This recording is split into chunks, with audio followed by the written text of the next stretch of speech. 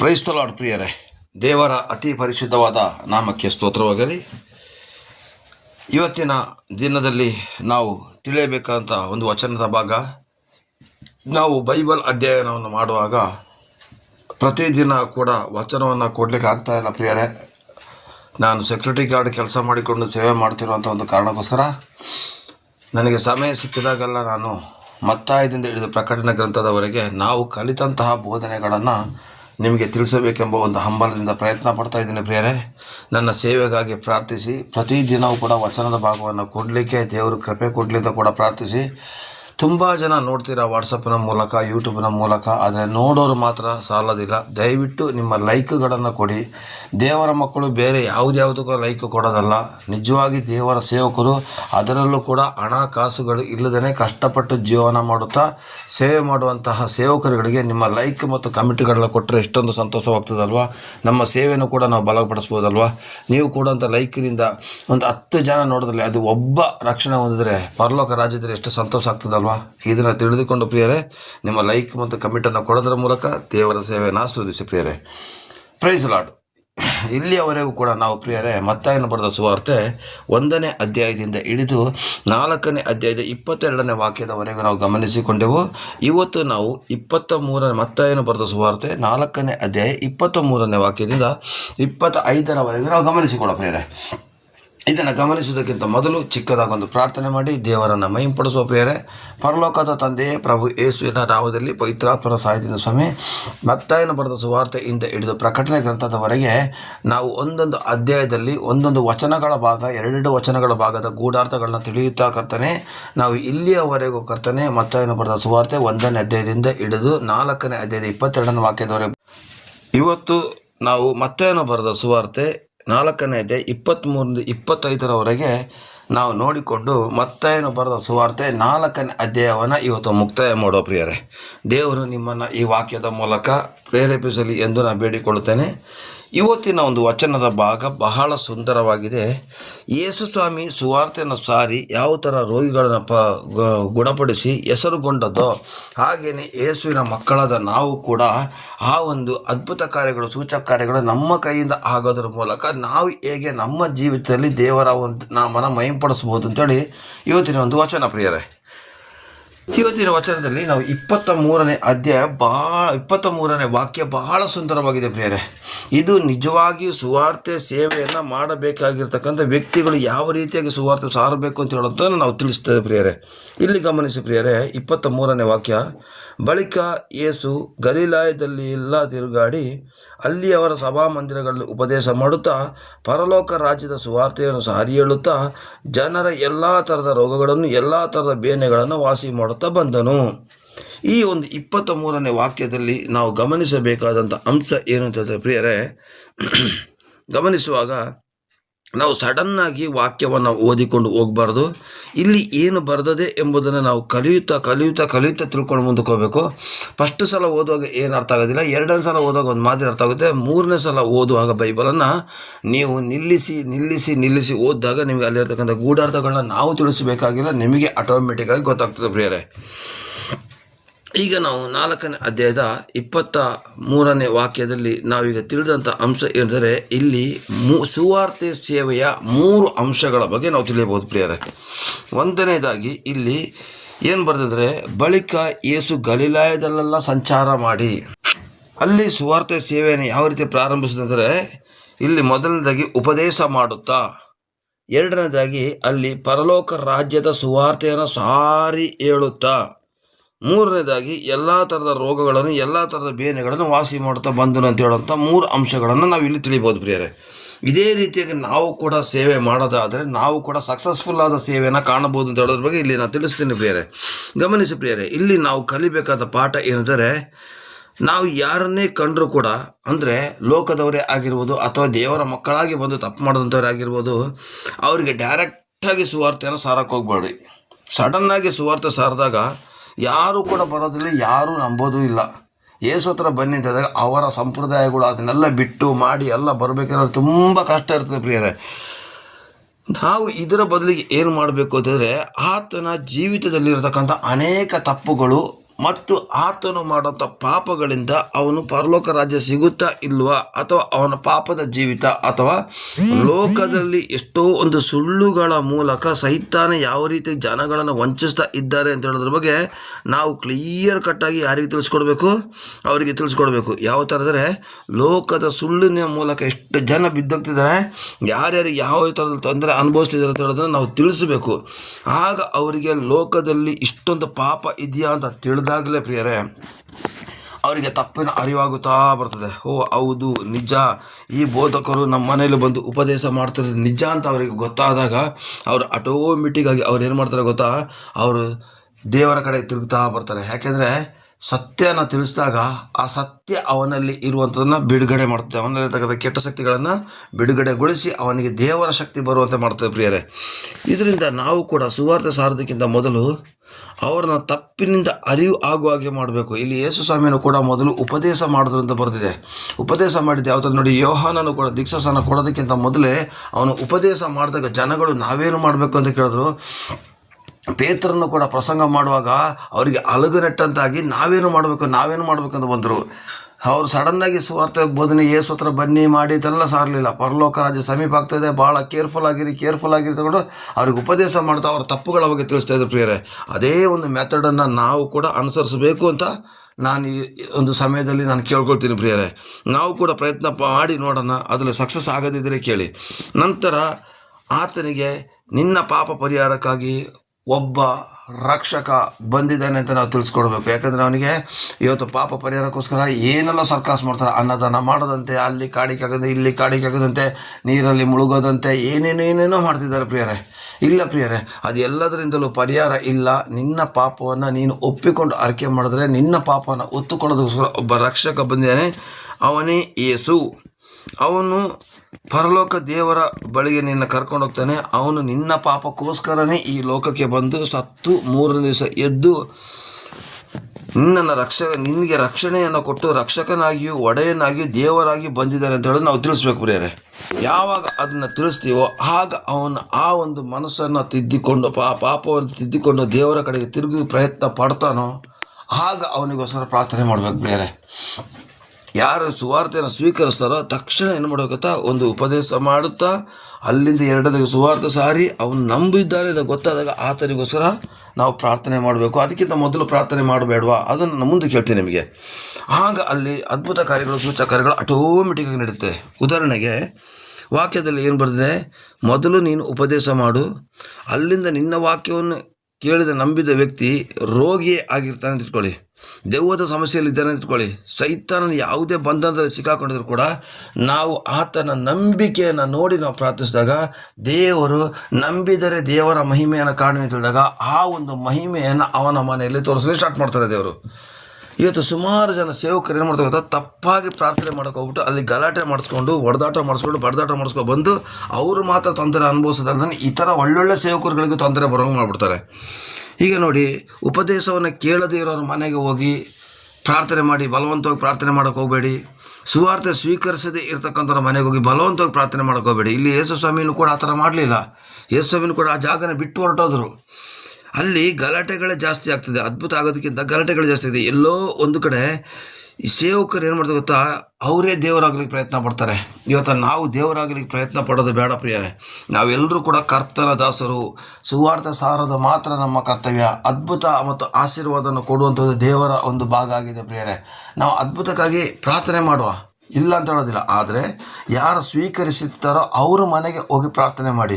ಸ್ವೀಕರಿಸದೇ ಇರೋರ ಮನೆಗೆ ಹೋಗೋದು, ಅಲ್ಲಿರ್ತಕ್ಕಂಥ ಕೆಟ್ಟ ಶಕ್ತಿಗಳಲ್ಲಿ ಇವರಿಗೆ ಅಟ್ಕಾಯಿಸ್ಕೊಳ್ಳೋದು, ಕೊನೆಗೆ ಅಷ್ಟೊತ್ತಿಗೆ ಪಾಸ್ಟರ್ಸ್ಗಳಿಗೆ ಕೆಟ್ಟ ಸಾಕ್ಷಿಯಾಗಿ ಸತ್ತೋಗ್ಬಿಡೋದು, ಇದೆಲ್ಲ ಆಗೋದು ಕಾರಣ ಏನು ಗೊತ್ತಾ, ತಪ್ಪಾದ ಪ್ರಾರ್ಥನೆಯಿಂದ ಪ್ರಿಯರೇ.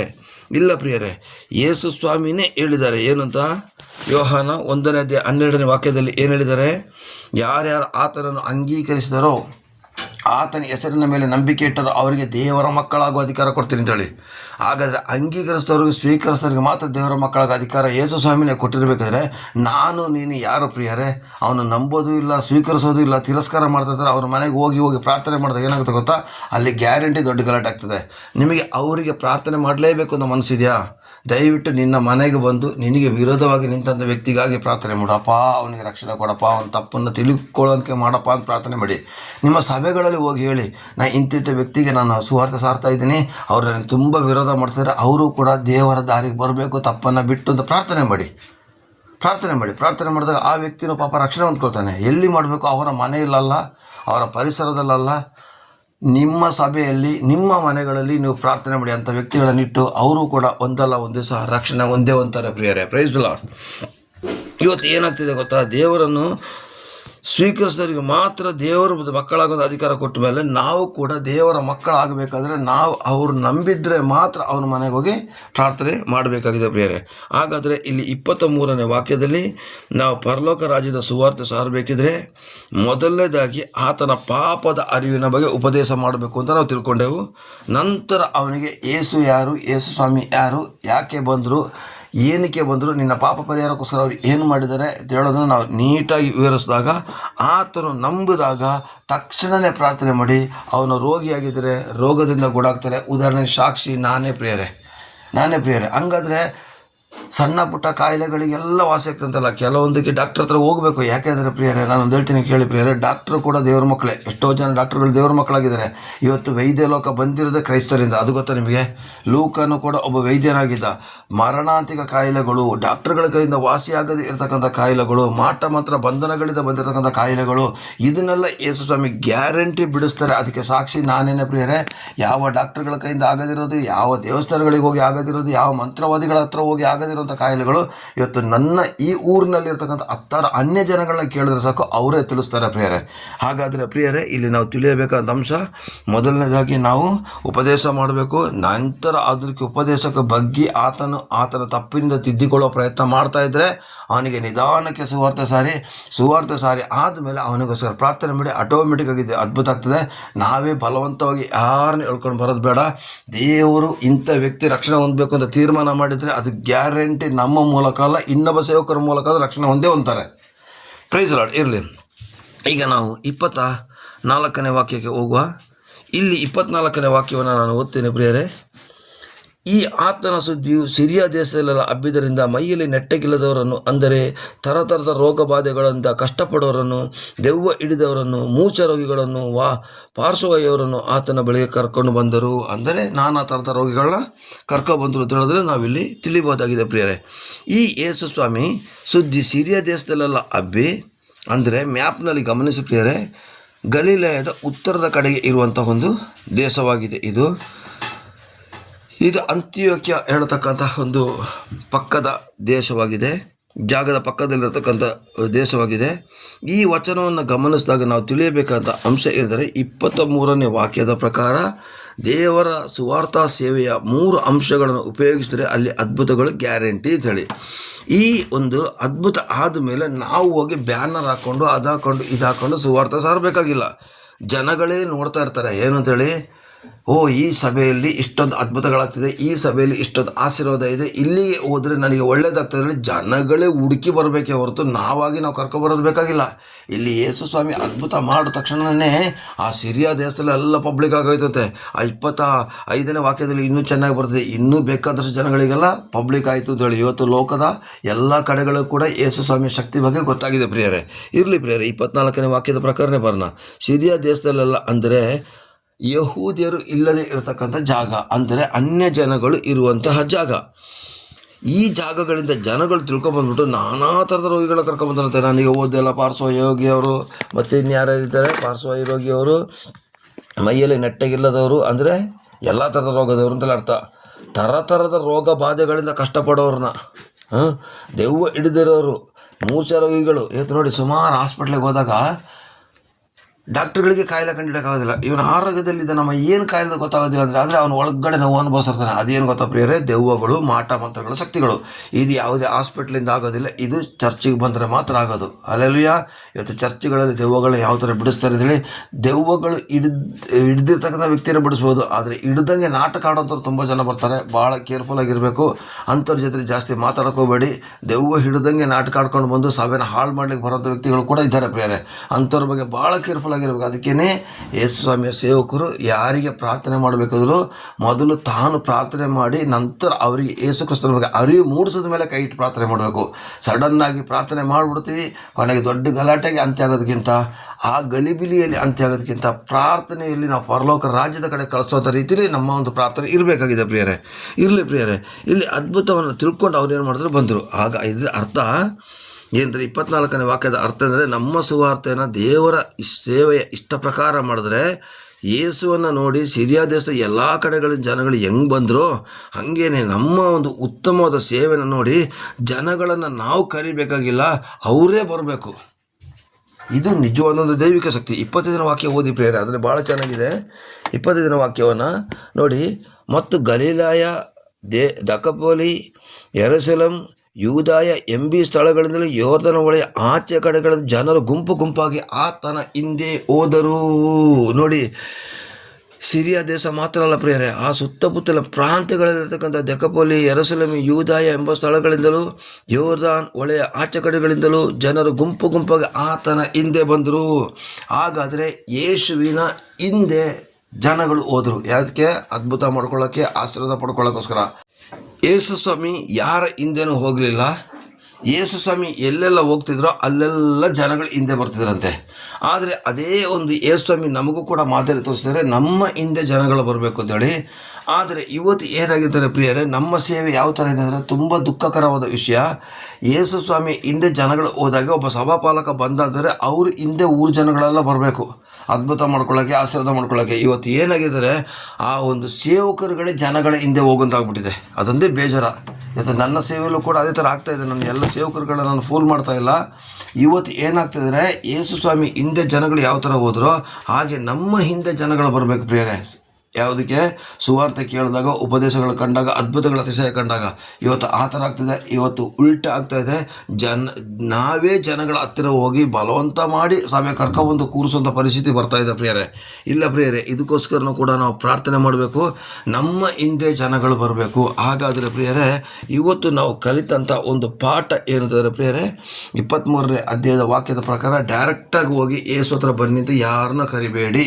ಯಾಕೆಂದರೆ ಕರೆದಾಗ ಯಾರೂ ಬರೋದಿಲ್ಲ, ಅವರಿಗೆ ಸತ್ಯ ಗೊತ್ತಿರೋದಿಲ್ಲ. ಅವರ ತಲೆಗೆ ಕೆಲವೊಂದು ವ್ಯಕ್ತಿಗಳು, ಕೆಲವೊಂದು ಸಂಘಟನೆಗಳು ಮತಾಂತರ ತಿಳೋದನ್ನು ತಲೆಗೆ ತುಂಬಿಸ್ಬಿಟ್ಟಿದ್ದಾರೆ. ಆ ಕಾರಣಕ್ಕೋಸ್ಕರ ನಾವು ಮತಾಂತರ ಮಾಡ್ತಾ ಇಲ್ಲ, ನಾವು ಸತ್ಯವನ್ನು ತಿಳಿಸ್ತಾ ಇದ್ದೀವಿ ಅಂತ ಹೇಳಬೇಕಾದ್ರೆ ಮೊದಲು ಆ ವ್ಯಕ್ತಿಯನ್ನು ಆತನ ಪಾಪದಿಂದ ಬಿಡಿಸಲಿಕ್ಕೆ ಪ್ರಯತ್ನ ಪಡಿ. ಸಂಪೂರ್ಣ ಪಾಪ ಬಿಡಲಿಕ್ಕೆ ಆಗದಿದ್ದರೂ ಕೂಡ ಅವನಿಗೆ ಪಾಪ ಬಿಡುವಂಥ ಮನಸ್ಸು ಬಂದರೂ ಸಾಕು. ಅವನು ಯಾವಾಗ ಅದನ್ನು ಬಿಟ್ಟನೋ ಮೆಲ್ಲೆ ಯೇಸು ಸ್ವಾಮಿಯ ಬಗ್ಗೆ ಸತ್ಯವನ್ನು ತಿಳಿಸಿ, ನಿನ್ನ ಪಾಪ ಪರಿಹಾರಕ್ಕೋಸ್ಕರ ಒಬ್ಬ ರಕ್ಷಕ ಬಂದಿದ್ದಾನೆ, ನೀನು ಅಲ್ಲಿ ಇಲ್ಲಿ ಹೋಗಿ ದಾನ ಧರ್ಮ ಮಾಡೋದ್ರ ಮೂಲಕ ಪಾಪ ಪರಿಹಾರ ಆಗೋದಿಲ್ಲ, ಬೇರೆ ಸಂಪ್ರದಾಯಗಳನ್ನು ಮಾಡೋದ್ರ ಮೂಲಕ ಪಾಪ ಪರಿಹಾರ ಆಗೋದಿಲ್ಲ. ನಿನ್ನ ಪಾಪ ಪರಿಹಾರ ಆಗಬೇಕಿದ್ರೆ ನಿನಗೋಸ್ಕರ ಒಬ್ಬ ರಕ್ಷಕ ಬಂದಿದ್ದಾನೆ ಅಂತ ತೋರಿಸ್ಕೊಟ್ಟು ನಂತರ ಆತನಿಗೆ ಪರಲೋಕ ರಾಜ್ಯದ ಸುವಾರ್ತೆಯನ್ನು ಸಾರಿ ಆ ಸತ್ಯದಿಂದ ಆತನಿಗೆ ಇನ್ನೂ ಬಿಡುಗಡೆ ಆಗ್ತಾಯಿದೆ ಗೊತ್ತಾದಾಗ ಆವಾಗ ಅವರ ಮನೆಯಲ್ಲಿ ಹೋಗಿ ಪ್ರಾರ್ಥನೆ ಮಾಡಿ, ಅವರ ಊರುಗಳಲ್ಲಿ ಹೋಗಿ ಪ್ರಾರ್ಥನೆ ಮಾಡಿ. ಒಂದು ಮನೆ ಸಿಕ್ಕಿದ್ರೂ ಸಾಕು ಪ್ರಿಯರೇ, ಇಡೀ ಊರನ್ನೇ ನಾವು ವಶಪಡಿಸ್ಕೋಬೋದು. ಯಾವ ಥರದರೆ ಕಾಲಿಡೋ ಜಾಗವೆಲ್ಲ ಕರ್ತನಿಗೆ ಸ್ವಂತ ಅಂತ ಹೇಳೋದು ಕೇಳಿದಿರಲ್ವ, ಅದೇ ಥರದಲ್ಲಿ ಆ ಒಂದು ಮನೆಯನ್ನು ಒಂದು ಇಟ್ಕೊಂಡು ಅಲ್ಲಿ ಪ್ರಾರ್ಥನೆ ಮಾಡಿದಾಗ ನಿಮ್ಮ ಪ್ರಾರ್ಥನೆಗೆ ದೇವರ ಅದ್ಭುತಗಳನ್ನು ಮಾಡ್ತಾ ಬಂದರೆ ಆಟೋಮೆಟಿಕ್ಕಾಗಿ ಆ ಊರು ಜನಗಳು ಬಂದೇ ಬರ್ತಾರೆ ಪ್ರಿಯರೇ. ನಾವು ಮನೆಗಳಿಗೆ ಹೋಗಿ ಸುವಾರ್ತೆ ಸಾರುವಂಥ ಅವಶ್ಯಕತೆಗಳಿಲ್ಲ. ಹಳ್ಳಿಗಳಲ್ಲಿ ಒಂದು ಮನೆಗೆ ಅದ್ಭುತ ಆಗೋದನ್ನು ಕಂಡ್ರೆ ಸಾಕು 10 ಜನಗಳು ಬಂದೇ ಬರ್ತಾರೆ. ಹಾಗಾದರೆ ಪ್ರಿಯರೇ, ನಾವು ಪ್ರಾರ್ಥನೆ ಮಾಡೋ ನಮ್ಮ ಕೈಯಲ್ಲಿ ಏನಾದರೂ ತಪ್ಪಾದ ಪ್ರಾರ್ಥನೆಗಳು ನಡೆದಿದ್ರು ಕೂಡ ನಿನ್ನ ಸುವಾರ್ತೆ ಸೇವೆಗೆ ಅಡ್ಡಿಯಾಗಬಾರ್ದು, ನಿನ್ನ ನಾಮ ಮಹಿಮೆಗೆ ಅಡ್ಡಿಯಾಗಬಾರ್ದಪ್ಪ. ನಾವು ಹೋಗೋ ಕಡೆಗಳಲ್ಲೆಲ್ಲ ನೀನು ಯಾವ ಥರ ಎಲ್ಲ ಥರದ ರೋಗಿಗಳನ್ನು, ದೆವ್ವ ಬಿಡದವರನ್ನು ಯಾವ ಥರ ಗುಣಪಡಿಸೋದು ಅದೇ ಶಕ್ತಿಯನ್ನು ನಮಗೂ ಕೂಡ ಕೊಟ್ಟಿದ್ದೆ ನೀನು. ಮತ್ತು 10ನೇ ಅಧ್ಯಾಯ ಮತ್ತು ಲೂಕ 9ನೇ ಅಧ್ಯಾಯ ಪ್ರಕಾರ, ಮಾರ್ಕ 15, 16, 17, 18 ಪ್ರಕಾರ ನೀವು ಕೊಟ್ಟಿದ್ದೆಪ್ಪ. ಅದೇ ವಚನದ ಆಧಾರದ ಪ್ರಕಾರ ನೀನು ಕೊಟ್ಟದ ಅಧಿಕಾರವನ್ನು ನಾವು ಹಳ್ಳಿಗಳಲ್ಲಿ ಉಪಯೋಗಿಸುವಾಗ ನಿನ್ನ ನಾಮನ ಮಹಿಂಪಡಿಸು ನಾವು ದೇವರನ್ನ ಬೇಡ್ಕೊಳ್ಳೋ ಪ್ರಿಯರೇ. ಬೇಡ್ಕೊಂಡಾಗ ದೇವರು ತಾನೇ ಕಾರ್ಯವನ್ನು ಮಾಡ್ತಾರೆ. ಇವತ್ತಿಗೆ ಮತ್ತಾಯನ ಬರೆದ ಸುವಾರ್ತೆ 4ನೇ ಅಧ್ಯಾಯ ಮುಕ್ತಾಯ ಆಯಿತು. ಇನ್ನು ಮುಂದಿನ ಸಂಚಿಕೆಯಿಂದ 5ನೇ ಅಧ್ಯಾಯ ಬಹಳ ಸುಂದರವಾಗಿದೆ. ಇದಕ್ಕೆ ಪರ್ವತ ಪ್ರಸಂಗ ಅಂತ ಹೇಳ್ತಾರೆ. ಇದ್ರ ಬಗ್ಗೆ 5, 6, 7ನೇ ಅಧ್ಯಾಯ ಭಾಳ ಚೆನ್ನಾಗಿದೆ. ಮಿಸ್ ಮಾಡಿದ್ರೆ ನೋಡಿ. ಹಾಗೆ ದಯವಿಟ್ಟು ಲೈಕ್ ಮತ್ತು ಕಮೆಂಟನ್ನು ಕೊಡೋದ್ರ ಮೂಲಕ ದೇವರ ರಾಜ್ಯವನ್ನು ಮಹಿಂಪಡಿಸಿ ಪ್ರಿಯರೇ. ಪ್ರಾರ್ಥನೆ ಮಾಡಿಕೊಳ್ಳುವ. ಪರಲೋಕದ ತಂದೆಯೇ, ಪ್ರಭು ಯೇಸುವಿನ ನಾಮದಲ್ಲಿ ಪವಿತ್ರಾತ್ಮರ ಸಹಾಯದಿಂದ ಸ್ವಾಮಿ, ಮತ್ತಾಯನ ಬರೆದ ಸುವಾರ್ತೆ 1ನೇ ಅಧ್ಯಾಯದಿಂದ 4ನೇ ಅಧ್ಯಾಯದವರೆಗೆ ಅಧ್ಯಾಯದ ಅಧ್ಯಾಯದ ಕೆಲವೊಂದು ವಾಕ್ಯಗಳನ್ನು ಮಾತ್ರ ತೆಗೆದುಕೊಂಡು ಪೂರ್ತಿ ಅಧ್ಯಾಯ ವಿವರಿಸ್ತಾ ಇಲ್ಲ ಸ್ವಾಮಿ. ಕೆಲವೊಂದು ಅಧ್ಯಾಯದ ವಾಕ್ಯಗಳನ್ನು ತೆಗೆದುಕೊಂಡು ಅದರ ಪ್ರಕಾರ 4ನೇ ಅಧ್ಯಾಯದಲ್ಲಿ ವಿವರಿಸೋದಕ್ಕೆ ಅವಕಾಶ ಕೊಟ್ಟದಕ್ಕಾಗಿ ಸ್ತೋತ್ರ.